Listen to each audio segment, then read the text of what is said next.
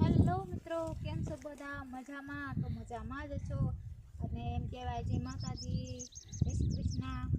ને આજનો blog start થયો છે કંઈક 3:30 થઈ જાય છે. એમ કહેવાય કે જો આ બોડી જો તમે આખી રૂમે ઝૂમ ભરી હતી અને એમાં તમે ઘણા ખરા બોર વીણી લીધા છે.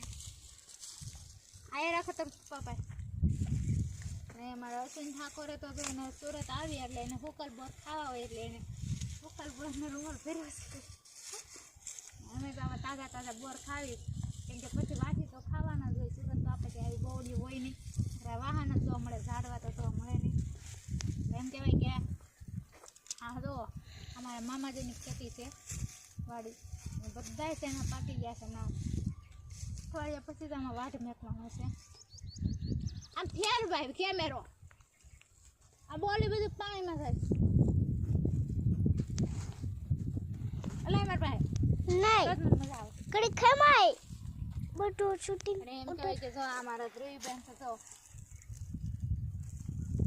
થઈ ગયા છે ને હસ્તો ગામડાના હોય એવા બેડી બોલા જેવા. બપોર કેવો મસ્ત આંબા હેઠે પવન મસ્ત સાઈડ હતો, ખાટલા ડાળી બધા તોય ન હોતી. બોલો ઘોડિયાની જરૂરત નથી, પૂઈ જાય તો નહેરો હાર તડકાને બસ ખાવા જતા આગળ.